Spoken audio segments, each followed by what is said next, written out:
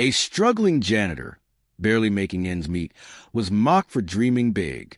But when a billionaire's luxury yacht malfunctioned in the middle of the ocean, everyone turned to the one man they'd underestimated. What happened next? A moment so raw, so unexpected, it changed lives forever. This is a story about humility, hidden genius, and the power of second chances. Before we dive in, make sure to subscribe, hit the like button, and turn on notifications. Stories like this remind us that heroes come in the most unexpected places. The janitor no one noticed. The morning fog clung to the portside marina like a ghost, drifting between the towering masts of million-dollar yachts. The air smelled of salt and money, expensive leather, polished teak, and the faint tang of champagne from last night's parties. Workers moved like shadows among the docked vessels, wiping, scrubbing, repairing. And among them, silent as a tide, was Carlos Mendez. At 54, Carlos had spent the last 12 years as a janitor at the marina, a job that paid just enough to keep a roof over his head and food on the table. His hands, rough and calloused, worked methodically, wiping down the stainless steel railings of Serenity, a 180-foot superyacht owned by tech billionaire Lucas Harrington. The boat gleamed under his care, but no one ever noticed. To the wealthy men and women who stepped onto these decks, Carlos was part of the scenery, just another fixture of the harbor, as invisible as the dock lines holding their boats in place. He didn't mind the anonymity. In fact, he preferred it. As he bent to pick up a discarded cigar stub, Cuban, no doubt, his knee protested. Years of labor had taken their toll. He straightened slowly, rolling his shoulders, and glanced at the engine hatch near the stern. Something about the way the exhaust had sputtered earlier nagged at him. He wasn't supposed to know anything about engines, not anymore. But old instincts were hard to silence. Carlos had once been someone else. 20 years ago, he had been Carlos Mendez, lead marine engineer at Newport Shipworks, a man who could diagnose an engine's ailment just by listening to its hum. He had designed propulsion systems, solved problems that stumped seasoned experts. But then came the accident, the fire on the Aurora, the lives lost. He had warned them about the flaw in the cooling system, had begged them to delay the launch. They hadn't listened, and when the investigation cleared the company of wrongdoing, Carlos was the one who carried the weight of it anyway. He left engineering after that, disappeared into the kind of jobs that didn't ask questions. Now, he ran his fingers lightly over the engine hatch. A soft, irregular ticking sound came from within. He knew that sound, knew exactly what it meant. "Hey, Mendez." A sharp voice cut through his thoughts. Dale, the marina's supervisor, stood a few yards away, arms crossed. "You gonna buff the chrome or just stand there all day?" Carlos lowered his hand, just finishing up. Dale smirked. "Yeah, well, Harrington's throwing another party tonight. Make sure this tub sparkles." He walked off without waiting for a reply. Carlos exhaled slowly.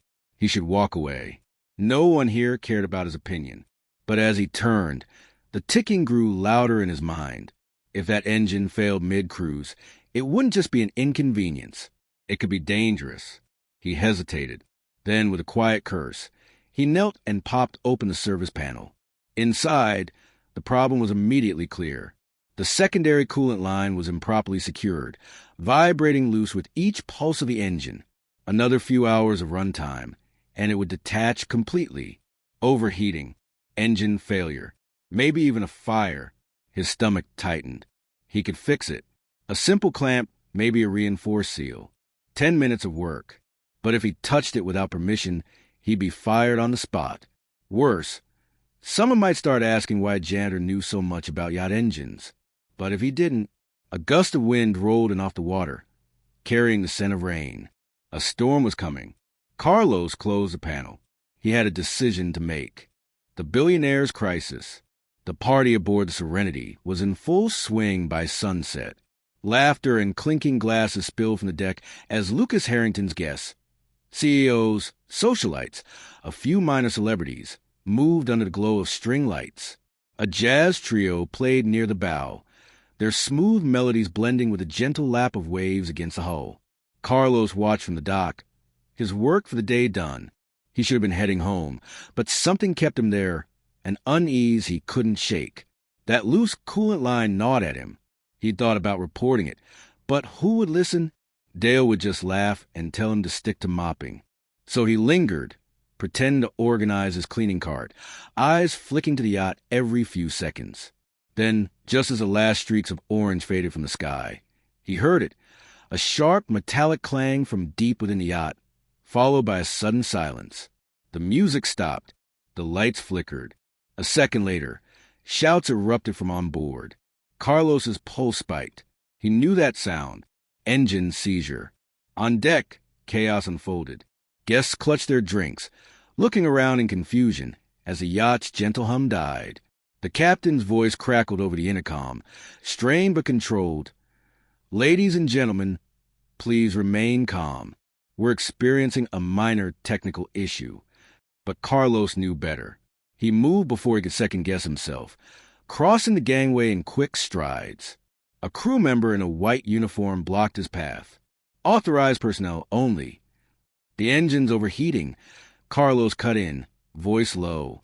"If you don't shut it down now, you're looking at a full burnout. Maybe worse." The crew member hesitated, then spoke into his radio. Static. No response. Below deck, the smell hit them first. Acrid burning. Smoke curled from the engine room doorway. Carlos didn't wait. He shoved past, descending the narrow stairs two at a time. The engine room was a blur of panic. Technicians shouting, alarms blaring. The lead engineer, a man in his 40s with a headset askew, was yelling into his headset.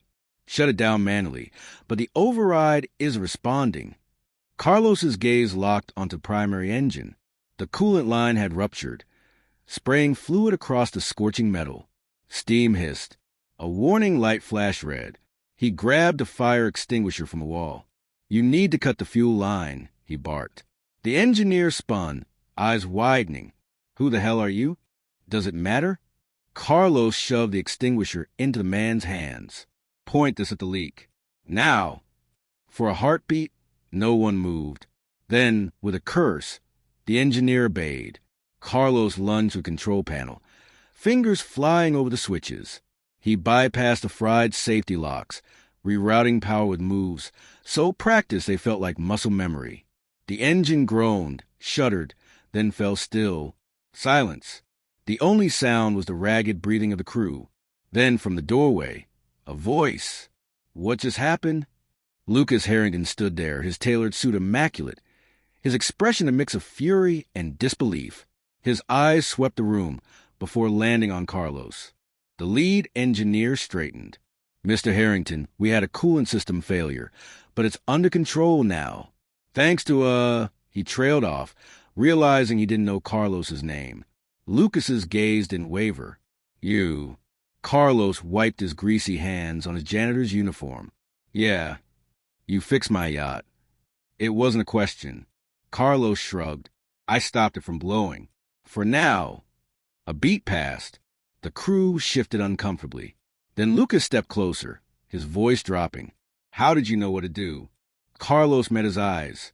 "Because I've seen this before." The unspoken words hung between them. "And last time people died." Lucas studied him, really studied him, for the first time, not as a janitor, not as part of the scenery, but as someone who shouldn't have been there, someone who hadn't been there, until now. Outside, the wind picked up, howling through the marina. The storm was coming, and so was the truth, a past that refused to stay buried. The engine room was too hot, too close. The scent of burnt oil and scorched metal clung to the air, mixing with the salt and sweat. Carlos could feel every eye in the room on him. Lucas Harrington's most of all. The billionaire's stare was like a physical weight, pressing down on him, demanding answers Carlos hadn't given in 20 years. For a long moment, no one spoke. Then Lucas turned to the lead engineer. "Get the backup generator online. I want a full damage report in an hour." His voice was calm, but the undercurrent of command was unmistakable. The crew scrambled to obey. Lucas stepped closer to Carlos. "Walk with me." It wasn't a request. Carlos followed him up the narrow stairs, back onto the main deck. The party had dissolved into uneasy murmurs. Guests huddled in small groups, some clutching their drinks tighter than before, others already calling for their tenders to take them ashore. The storm hadn't hit yet, but the wind was picking up, tugging at the yacht's rigging like impatient fingers. Lucas led him to stern, away from prying ears. When he turned, his expression was unreadable. "You saved my yacht." Carlos shrugged. "I kept it from burning." "Same thing." Lucas crossed his arms. "Now tell me why a janitor knows how to rear out a marine engine's fuel system in under 30 seconds. The question hung between them, heavy with implication. Carlos could lie. He could say he'd picked it up over the years, that it was just luck. But something in Lucas's gaze told him that wouldn't be enough. The man was too sharp, too used to peeling back layers. So Carlos took a breath and let the truth out just a little. "I used to be an engineer. Marine systems, mostly." Lucas's eyebrows lifted slightly. "Used to be?" "Yeah." "Why'd you stop?" The wind chose that moment to gust, sharp and cold, as if warning Carlos to keep his mouth shut. He could still walk away. He could make up an excuse, go back to being invisible. But the memory of the engine's warning lights, the same ones he'd seen the night of the Aurora, flashed in his mind. So he said, "I got tired of watching people ignore warnings until it was too late." Lucas studied him. Then, to Carlos's surprise, he let out a short, humorless laugh. "Funny, that's exactly what happened tonight, isn't it?" He leaned against the railing, staring out at the dark water. "My chief engineer swore this boat was flawless. Insisted we didn't need to delay the party for inspections." Carlos said nothing. Lucas turned back to him. "What's your name?" "Carlos Mendez." "Carlos." Lucas tested the name like he was memorizing it. "You ever work on the Aurora?" The question hit like a punch to the gut. Carlos stiffened. "You know about the Aurora?" "Of course I do." Lucas's voice was quiet now. 3 dead. Faulty cooling system. The investigation blamed improper maintenance, but the rumors said the design was flawed from the start. He paused. "You were there, weren't you?" Carlos's hands curled into fists at his sides. He could still hear the screams, still see the flames reflected in the black water. "I warned them," he said, the words rough. "I told them the system would fail under stress. They didn't listen." Lucas was silent for a long moment. Then, softly, "I know the feeling." Something in his tone made Carlos look up. Lucas's expression had changed. The arrogance was still there, but beneath it, something darker, something like guilt. Before Carlos could ask, a crew member hurried over. "Mr. Harrington, the Coast Guard's on the radio. They're advising all vessels to return to port immediately. The storm's turning worse than predicted." Lucas nodded. "Tell them we're heading in now." As the crew member left, he turned back to Carlos. "You're staying aboard." Carlos blinked. "What?" "Until we're back in port. I want you in that engine room. If anything else goes wrong, I want you there to fix it." Carlos opened his mouth to refuse, then stopped. The memory of the Aurora's wreckage flashed again. If the storm hit hard, if the yacht systems faltered, he couldn't walk away. Not this time. "Fine," he said, "but when we dock, this is over." Lucas's lips quirked. "We'll see." As Carlos turned to head below deck, the first drops of rain began to fall. The storm within. The engine room hummed with tension as Carlos descended back into its metallic belly. The crew had managed to get the backup generator running, but the main engine was still down, a wounded beast waiting for repair. The yacht swayed more noticeably now, the growing waves testing its balance as it limped toward shore. Carlos rolled up his sleeves, the familiar weight of tools in his hands bringing back a rhythm he hadn't felt in years. The crew watched him warily, unsure what to make of this janitor-turned-savior. The lead engineer, a man named Driscoll, hovered nearby, his earlier skepticism replaced by grudging respect. "You really think you can get the main engine back online before we hit port?" Driscoll asked, raising his voice over the groan of stress metal. Carlos didn't look up from the coolant pump he was inspecting. "If you stop asking questions and hand me the torque wrench, maybe." Driscoll scowled but passed him the tool. Outside, the storm had fully arrived. Rain pounded against the hull like fists, and the yacht pitched sharply as a wave slammed into its side. A toolbox slid across the floor, scattering screws. Somewhere above deck, a woman screamed. Carlos gritted his teeth. He knew this dance too well. The way a ship fought against the sea when its heart was weak. He'd seen it before, lived it before. His fingers moved faster. Driscoll wiped sweat from his forehead. Harrington's gonna have our heads if this goes south. Carlos tightened the valve with more force than necessary. Then it's a good thing I don't work for him. A particularly violent roll of the yacht sent a younger crew member stumbling into the control panel. Alarms blared as systems flickered. Carlos grabbed the kid before he could fall. Steady. The kid's face was pale. We're not going to make it, are we? Carlos met his eyes. We will. He didn't know if it was true, but someone had to say it. He turned back to the engine, his mind racing.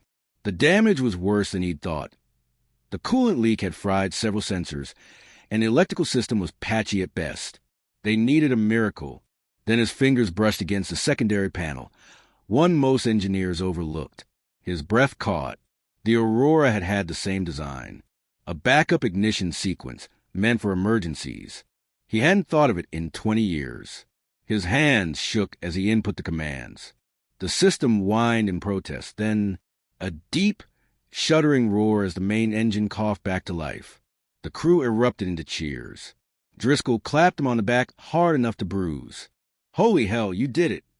Carlos didn't celebrate. He watched the pressure gauges like a hawk, waiting for the inevitable flaw, the hidden catch. But the engine held. For now, above deck, the yacht's lights brightened as full power returned. The hum of stability replaced the panicked shouts. They weren't safe yet, not in this storm, but they had a fighting chance. Driscoll grinned.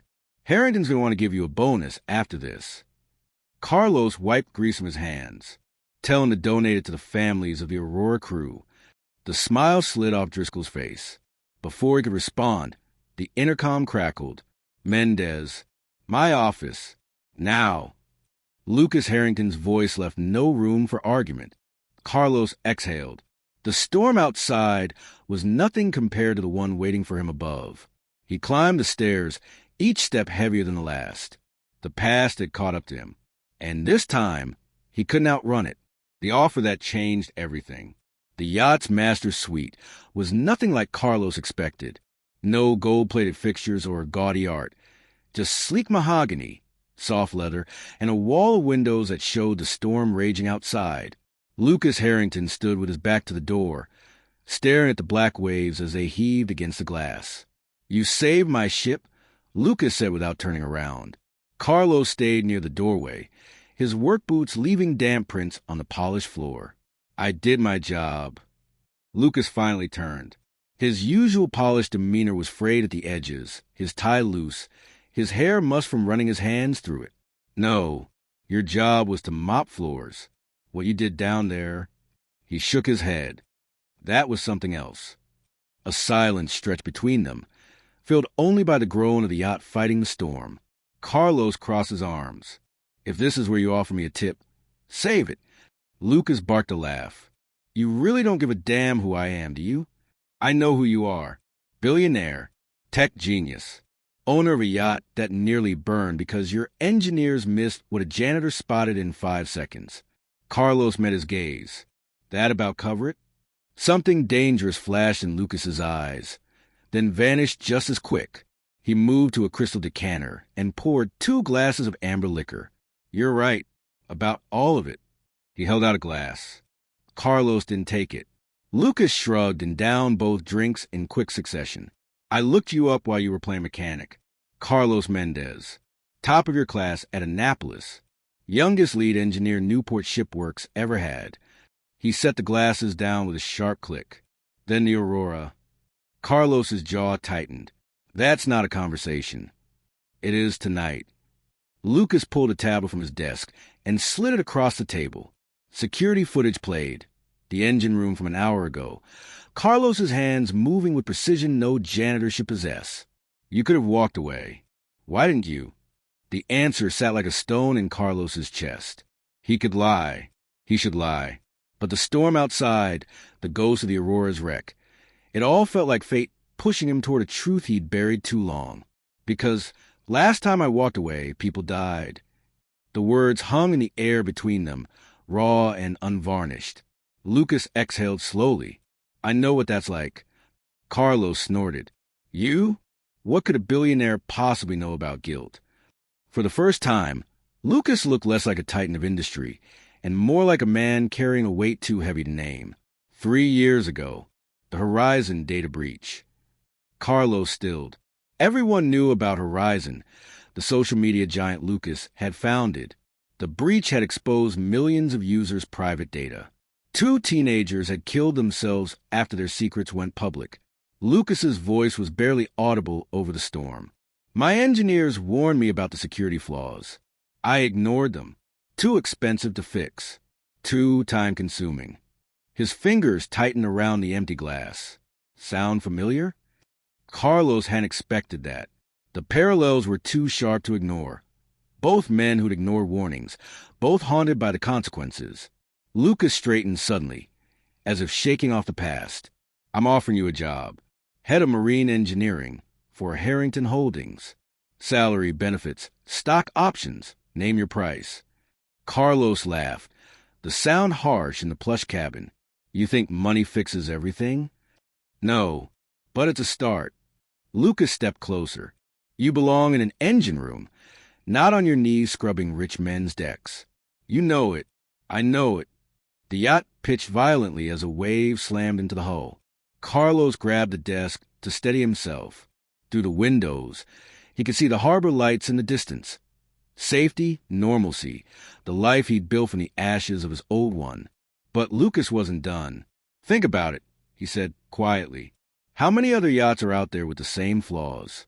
How many engineers aren't speaking up because they're afraid of becoming you? The words hit like a gut punch. Carlos had spent 20 years telling himself he was done with engineering, that he'd made his peace with the past. But the way his hands had remembered every bolt, every circuit, that hadn't been duty, that had been love, for the machines, for the work, for the chance to make things right. The intercom crackled. Docking in 10 minutes, Mr. Harrington. Lucas didn't break eye contact. Well, Mendez, you walking away again. Outside, the storm raged on. But for the first time in 20 years, Carlos felt something other than regret, something dangerously close to hope. The weight of yes.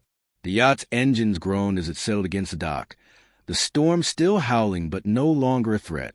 Around them, crew members scrambled to secure lines, their shouts muffled by the pounding rain. Carlos stood frozen in Lucas's office, the billionaire's offer hanging between them like a live wire. Head of Marine Engineering. It was everything he'd walked away from, everything he'd told himself he didn't deserve. Lucas watched him, his expression unreadable. You're thinking too hard about this. Carlos let out a bitter laugh. You don't get it. This isn't just a job offer. No, Lucas agreed. It's a second chance. The words cut deeper than they should have. Carlos turned toward the window, watching the raindrops streak the glass like tears. 20 years ago, he'd buried his engineering manuals along with his guilt. He'd told himself he was done with ships, done with the sea that had taken so much from him. But the truth was simpler. He'd been afraid. Afraid to fail again. Afraid to care. You really think I can just pick up where I left off? Carlos asked quietly. Lucas moved to stand beside him, his reflection ghostly in the rain-smeared glass. I think you never stopped being an engineer. You just forgot you were allowed to be one. Outside, a flash of lightning illuminated the harbor, the rows of luxury yachts, the bobbing fishing boats, the dark stretch of open water beyond. Somewhere out there, the Aurora still lay in pieces on the ocean floor. Carlos closed his eyes. He could say no. He could walk down that gangplank and never look back. Return to his tiny apartment, his mop bucket, his silent routine. It would be easy, safe. But then he remembered the way his hands had known exactly what to do in that engine room. The way his pulse had steadied when faced with a problem he was born to solve. He'd spent 2 decades punishing himself. Maybe it was time to try something else. Carlos turned to face Lucas. I have conditions. Lucas's mouth quirked. Of course you do. First, I pick my team. No corporate yes men. If I say a ship isn't seaworthy, it doesn't sail. No exceptions. Done. Second, Carlos took a breath. We audit every vessel Harrington Holdings has a stake in, starting with the ones built by Newport Shipworks. Understanding flickered in Lucas's eyes. The Aurora had been a Newport ship. Consider it done, Lucas said quietly. The third condition stuck in Carlos's throat. He'd carried this one for 20 years, never daring to speak it aloud. I want to meet with the families, the ones who lost people on the Aurora. Lucas studied him for a long moment. Then, to Carlos's surprise, he nodded. I'll arrange it. The simplicity of it took Carlos's breath away.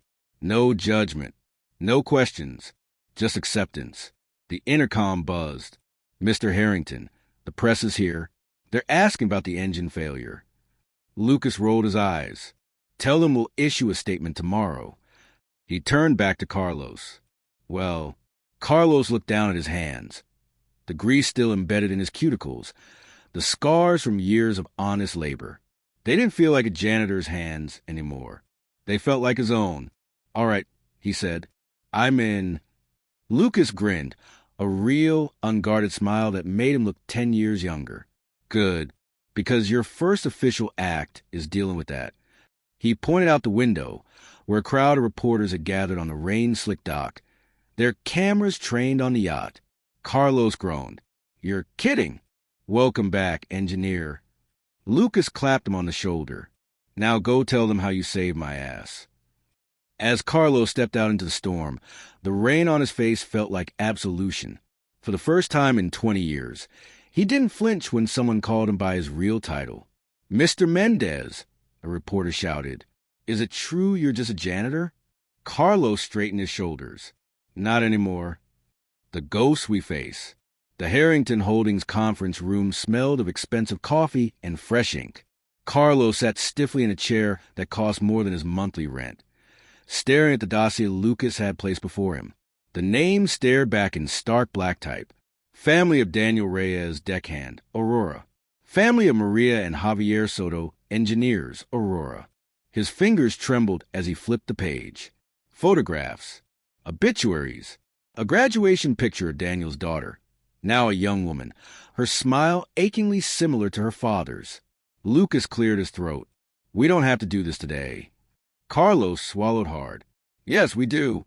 The car ride to the Reyes home was silent. Rain streaked the windows of Lucas's town car, blurring the city into watercolor smears. Carlos focused on his breathing, on the weight of the envelope in his lap. College tuition paperwork for Daniel's daughter, fully paid by Harrington Holdings. It wasn't penance, but it was a start. The house was smaller than he expected, neatly kept, with a child's bicycle abandoned in the front yard. Carlos's stomach twisted as he rang the bell. The woman who answered had Daniel's eyes. Mrs. Reyes, Lucas began smoothly. Thank you for her. You. She cut him off, her gaze locked on Carlos. Recognition flashed across her face. You were there. The air left Carlos's lungs. He'd prepared speeches, apologies, explanations. None came. Just a terrible, simple truth. Yes. For a heartbeat, no one moved. Then Mrs. Reyes stepped back. Come inside. The living room walls were a shrine to Daniel. Fishing trophies, wedding photos, a framed Coast Guard commendation. Carlos's knees threatened to buckle. Mrs. Reyes didn't offer coffee. Why now? Lucas opened his mouth, but Carlos spoke first. Because I was a coward. The words burned like whiskey. I warned them about the cooling system. When no one listened, I should have stayed. Fought harder. A clock ticked loudly in the silence. Then, a small voice from the hallway. Abuela? Who's that man?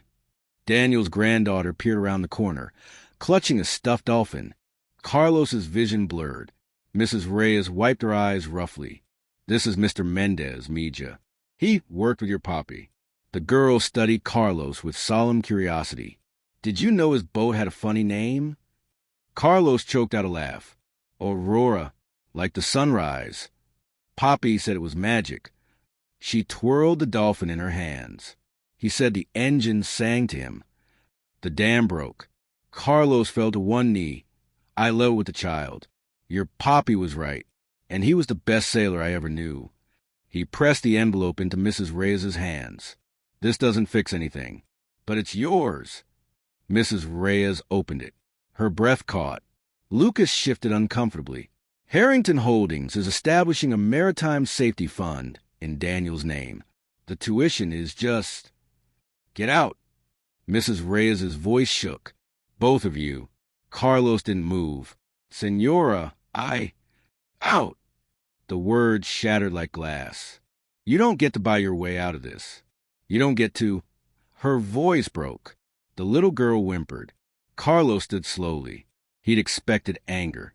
Had craved it, maybe. But this ripped open grief, was worse. At the door, he turned back. The boats I fix now, they'll be safe. I swear it. Mrs. Reyes slammed the door behind them. The rain had turned icy. Lucas exhaled sharply. That could have gone better. Carlos stared at his reflection in a puddle, distorted, broken. No, it couldn't have. The car ride back was longer, darker. Lucas finally broke the silence. We have meetings with 6 more families this week. Carlos closed his eyes. Good. Because now he understood redemption wasn't a destination. It was the weight you carried forward. And he was just learning how to bear it. The first repair. The Harrington Marine Engineering Division occupied the entire 3rd floor of a glass tower overlooking the shipyards. Carlos stood at the floor-to-ceiling windows, watching cranes swing steel beams like toy blocks. His new office, spacious, modern, impersonal, still smelled of fresh paint. A knock at the door. Come in. His new assistant, Priya, entered with a tablet. The teams assembled in the conference room. They're curious about you. Carlos straightened his tie. A gift from Lucas, still stiff with newness. Let me guess. They read the news. Janitor saves billionaires, yacht does make for catchy headlines. Priya smirked. Shall we go charm your skeptics? The conference room fell silent when Carlos entered. 12 engineers, some young enough to be his children, others grizzled veterans, eyed him with varying degrees of wariness. Carlos set a rusted toolbox on the polished table, the same one he'd carried as a janitor. Before we start, he said, I want to show you something. He pulled out a corroded valve assembly, its edges worn smooth by years of salt water. This failed on the Aurora. Same design is still in half the yachts we're inspecting. He tossed it to a silver-haired engineer. Tell me I'm wrong. The man turned the part in his hands, frown deepening. Christ, the stress points. Exactly. Carlos activated the wall screen, pulling up schematics. Starting today, we're reviewing every Harrington vessel. Priority goes to ships with these systems. A junior engineer raised her hand. That's hundreds of boats. The cost is cheaper than funerals. Carlos's voice cut through the room. I won't lie. This will be brutal. Overtime. Redesigns. Angry owners. He met each gaze in turn. But when your kid asks what you do, you'll sleep easy answering. For a heartbeat, no one moved. Then the silver-haired engineer stood. Where do we start? 3 weeks later, Carlos stood on the deck of the Ocean's Grace, the first ship they'd overhauled. The morning sun glinted off fresh welds as the owner, a hedge fund manager with perpetual sneer, inspected their work. You grounded my yacht for this? He kicked a reinforced coolant line. It looks the same. Carlos handed him a before and after photo. The Aurora looked fine too, until it sank. The man paled. By noon, 7 more owners had called, demanding inspections. That evening, Carlos found Lucas waiting in his office, holding 2 glasses of scotch. Turn on the news. The financial channel showed Harrington Holdings' stock price climbing steadily. The ticker read, Investors applaud safety initiative. Shares up 8%. Carlos snorted. They think this is a PR stunt. Lucas handed him a glass. Let them. The boats are safer. He clinked their glasses together. First round of family meetings is done. Now what? Carlos studied the skyline, the cranes, the docks, the endless sea beyond. Now we do the work. Somewhere out there, the Aurora's ghosts were watching, and for the first time in 20 years, Carlos didn't look away. The ripple effect. The email arrived at 3:17 a.m. on a Tuesday. Carlos was already awake, hunched over schematics at his kitchen table, when his laptop chimed. The subject line made his coffee go cold in his throat. "You don't know me, but you knew my father." He clicked it open with numb fingers. "Mr. Mendez, my name is Elena Soto. My parents were Maria and Javier, two of the engineers lost on the Aurora. I saw the news about your safety initiative.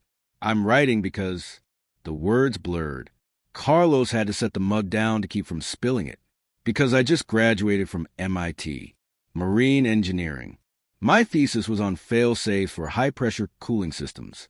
I think my parents would have wanted me to help." Attached was a photo, a young woman in a cap and gown, smiling between two framed portraits of her parents. Carlos recognized Maria's stubborn chin, Javier's keen eyes. His hands shook as he typed a reply. "Elena, your parents were the best engineers I ever worked with. Come to Boston. There's a job waiting for you." He hit send before he could second-guess himself. The media frenzy hit 2 days later. Boston Globe ran the headline, "Daughter of Aurora victims joins safety overhaul." CNN picked it up, then 60 Minutes. Carlos avoided most interviews, but he stood beside Elena when she faced the cameras for the first time. Microphones crowded toward her like hungry birds. "Miss Soto," a reporter called, "do you blame Carlos Mendez for your parents' deaths?" The question was a knife to the ribs. Carlos braced himself, but Elena's answer never came. Instead, she turned and walked away.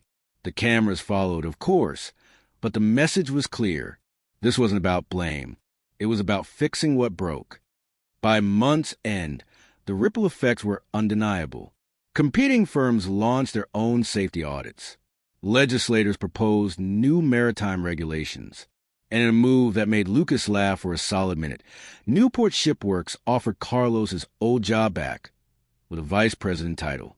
He declined, but when the Aurora victims' families organized a memorial service, Carlos went.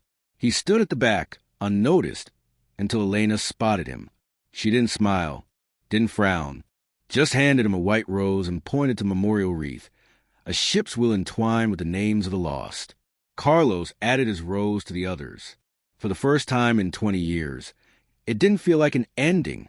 It felt like a tide turning.